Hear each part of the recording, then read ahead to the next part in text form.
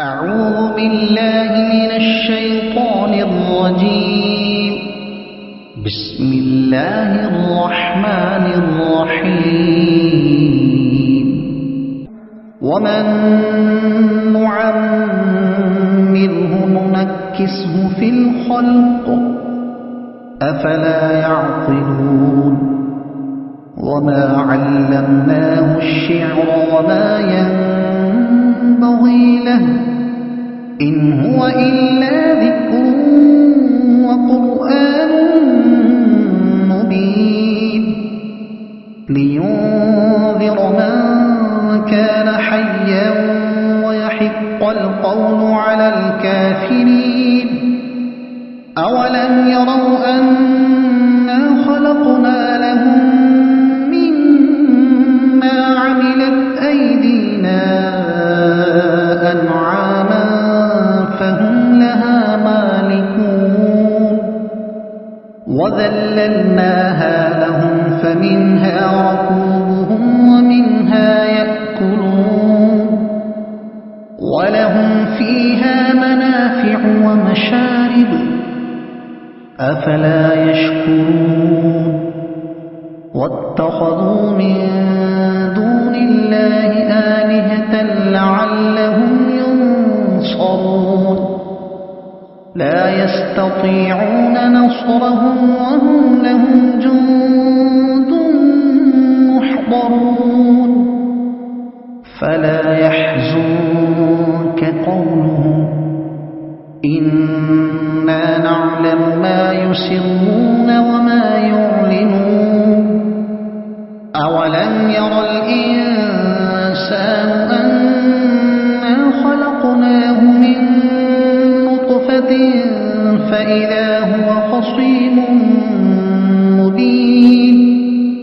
وضرب لنا مثلا ونسي خلقه قال من يحيي العظام وهي رميم قل يحييها الذي أنشأها أول مرة وهو بكل خلق عليم.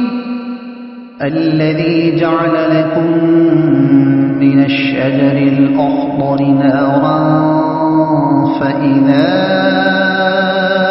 أنتم منه توقدون.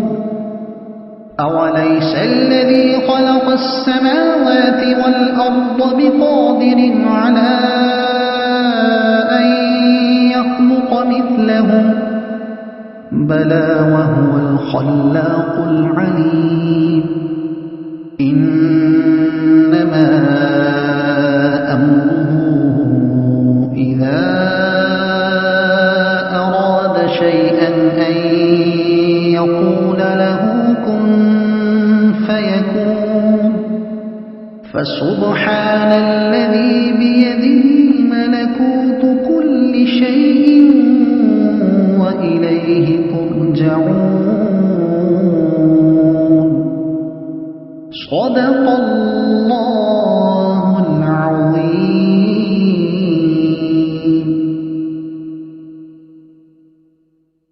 سورہ یاسین ترجمہ تفسیر پانچواں رکوع.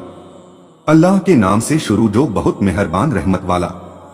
اور جسے ہم بڑی عمر کا کریں اسے پیدائش سے الٹا پھیریں کہ وہ بچپن کی سی کمزوری کی طرف واپس آنے لگے اور دم بدم اس کی طاقتیں قوتیں اور جسم اور عقلیں گھٹنے لگی.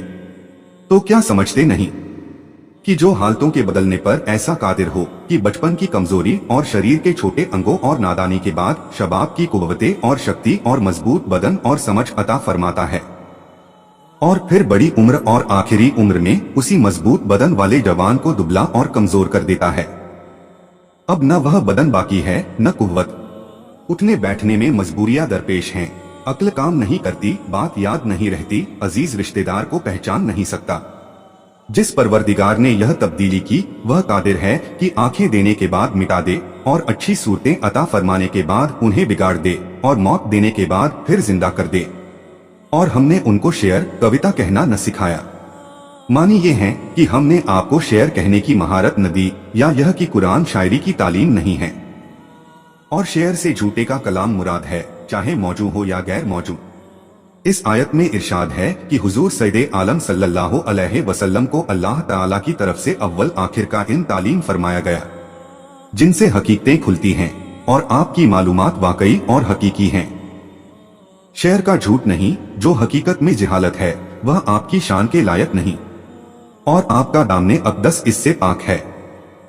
इसमें मौजू कलाम के अर्थ वाले शेर के जानने और उसके सही या खराब को पहचानने का इनकार नहीं। नबी करीम सल्लल्लाहु अलैहि वसल्लम के इल्म में तने देने वालों के लिए यह आयत किसी तरह सनद नहीं हो सकती। अल्लाह ताला ने हुजूर को सारे जगत के उलूम अता फरमाए, इसके इनकार में इस आयत को पेश करना मात्र गलत है। कुरैश के काफिरों ने कहा था कि मोहम्मद शायर है, और जो वो फरमाते हैं यानी कुरान शरीफ वह शेर है। इससे उनकी मुराद यह थी कि माजल्लाह यह कलाम झूठा है, जैसा कि कुरान शरीफ में उनका कहना नकल फरमाया गया है। बलिफ्तरा हो बल हुआ शारू, यानी बल्कि उनकी मनगढ़ंत है, बल्कि ये शायर हैं। सूरह अंबिया आयत 5। उसी का इसमें रद्द फरमाया गया कि हमने अपने हबीब सल्लल्लाहु अलैहि वसल्लम को ऐसी बातिल गोई की महारत ही नहीं दी, और यह किताब शेरों यानी झूठों पर आधारित नहीं। कुरैश के काफिर जबान से ऐसे बदजौक और नज़्म उरूजी से ऐसे अनजान न थे कि नस्र यानी गद्य को नज़्म यानी पद्य कह देते और कलाम पाक को शेर उरूजी बता बैठते, और कलाम का मात्र उरूज के वजन पर होना ऐसा भी न था कि उस पर एतराज किया जा सके। इससे साबित हो गया कि उन बेदीनों की मुराद शेर से झूठे कलाम की थी। मदारिक जुमल वरूहुल बयान और हजरत शेख अकबर ने इस आयत के मानी में फरमाया है कि मानी ये है कि हमने अपने नबी सल्लल्लाहु अलैहि वसल्लम से मुअम्मे और इजमाल के साथ यानी घुमा फिराकर खिताब नहीं फरमाया, जिसमें मानी या मतलब के छुपे रहने का संदेह हो, बल्कि साफ और खुला कलाम फरमाया है, जिसे सारे पर्दे उठ जाएं और उलूम रोशन हो जाएं। और न वह उनकी शान के लायक है, वह तो नहीं मगर नसीहत और रोशन कुरान, साफ खुला हक व हिदायत, कहाँ वह पाक आसमानी किताब सारे उलूम की जामिया, और कहाँ शेर जैसा झूठा कलाम। अल किब्रियत अहमर लेखक शेख अकबर कि उसे डराए जो जिंदा हो, दिले जिंदा रखता हो, कलाम और किताब को समझे, और यह शान ईमान वाले की है। और काफिरों पर बात साबित हो जाए, यानी अजाब की हुज्जत कायम हो जाए। और क्या उन्होंने न देखा कि हमने अपने हाथ के बनाए हुए चौपाए उनके लिए पैदा किए, तो ये उनके मालिक हैं, और उन्हें उनके लिए नर्म कर दिया, यानी मुसख्खर और हुक्म के अंतर्गत कर दिया। तो किसी पर सवार होते हैं और किसी को खाते हैं, और उनके लिए उनमें कई तरह के नफे और फायदे हैं कि उनकी खालों, बालों और ऊन वगैरह काम में लाते हैं। और पीने की चीजें हैं, दूध और दूध से बनने वाली चीजें, दही मट्ठा वगैरह। तो क्या शुक्र न करेंगे अल्लाह ताला की इन नेमतों का। और उन्होंने अल्लाह के सिवा और खुदा ठहरा लिए, यानी बुतों को पूजने लगे कि शायद उनकी मदद हो और मुसीबत के वक्त काम आए और अजाब से बचाएं, और ऐसा संभव नहीं। वो उनकी मदद नहीं कर सकते, क्योंकि पत्थर बेजान और बेकुदरत और बेशऊर है। और वो उनके लश्कर सब गिरफ्तार हाजिर आएंगे, यानी काफिरों के साथ उनके बुत भी गिरफ्तार करके हाजिर किए जाएंगे, और सब जहन्नम में दाखिल होंगे, बुत भी और उनके पुजारी भी। तो तुम उनकी बात का गम न करो। यह किताब है सैयदे आलम सल्लल्लाहु अलैहि वसल्लम को। अल्लाह ताला अपने हबीब सल्लल्लाहु अलैहि वसल्लम की तसल्ली फरमाता है कि काफिरों के जुटलाने और इनकार से और उनकी यातनाओं और अत्याचारों से आप दुखी न हो। बेशक हम जानते हैं जो वो छुपाते हैं और जाहिर करते हैं। हम उन्हें उनके किरदार की जजा देंगे। और क्या आदमी ने न देखा कि हमने उसे पानी की बूंद से बनाया, जब ही वह खुला झगड़ालू है। यह आयत आस बिन वाइल या अबू जहल और मशहूर यह है कि उबई बिन खलफ जमही के बारे में उतरी, जो मरने के बाद उठने के इनकार में सैयदे आलम सल्लल्लाहु अलैहि वसल्लम से बहस और तकरार करने आया था। उसके हाथ में एक गली हुई हड्डी थी, उसको तोड़ता जाता था और हुजूर से कहता जाता था कि क्या आपका ख्याल है कि इस हड्डी को गल जाने और टुकड़े टुकड़े हो जाने के बाद भी अल्लाह जिंदा कर देगा? हुजूर सल्लल्लाहु अलैहि वसल्लम ने फरमाया, हाँ, और तुझे भी मरने के बाद उठाएगा और जहन्नम में दाखिल फरमाएगा। इस पर यह आयत उतरी और उसकी जहालत का इजहार फरमाया कि गली हुई हड्डी का बिखरने के बाद अल्लाह ताला की कुदरत से जिंदगी कबूल करना अपनी नादानी से असंभव समझता है। कितना मूर्ख है, अपने आप को नहीं देखता कि कि शुरू में एक गंदा नुत्फा था, गली हुई हड्डी से भी तुच्छ। अल्लाह ताला की भरपूर कुदरत ने उसमें जान डाल दी, इंसान बनाया, तो ऐसा घमंडी इंसान हुआ कि उसकी कुदरत ही का इनकारी होकर झगड़ने आ गया। इतना नहीं देखता कि जो सच्ची कुदरत वाला पानी की बूंद को मजबूत इंसान बना देता है, उसकी कुदरत से गली हुई हड्डी को दोबारा जिंदगी बख्श देना क्या दूर है, और इसको असंभव समझना कितनी खुली हुई जिहालत है। और हमारे लिए कहावत कहता है, यानी गली हुई हड्डी को हाथ से मलकर मसल बनाता है कि यह तो ऐसी बिखर गई, कैसे जिंदा होगी। और अपनी पैदाइश भूल गया कि वीर्य की बूंद से पैदा किया गया है। बोला, ऐसा कौन है कि हड्डियों को जिंदा करे जब वो बिल्कुल गल गई। तुम फरमाओ, उन्हें वह जिंदा करेगा जिसने पहली बार उन्हें बनाया, और उसे हर पैदाइश की जानकारी है, पहली का भी और मौत के बाद वाली का भी। जिसने तुम्हारे लिए हरे पेड़ में आग पैदा की जब ही तुम उससे सुलगाते हो। अरब में 2 दरख्त होते हैं जो वहां के जंगलों में बहुत पाए जाते हैं।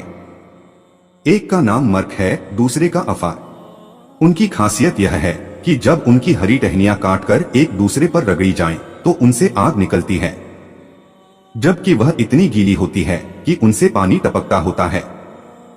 इसमें कुदरत की कैसी अनोखी निशानी है कि आग और पानी दोनों एक दूसरे की जिद। हर एक जगह एक लकड़ी में मौजूद, न पानी आग को बुझाए न आग लकड़ी को जलाए। जिस कादिरे मुतलक की यह हिकमत है, वह अगर एक बदन पर मौत के बाद जिंदगी लाए तो उसकी कुदरत से क्या अजीब, और उसको नामुमकिन कहना आसारे कुदरत देखकर जिहालत और दुश्मनी से इनकार करना है।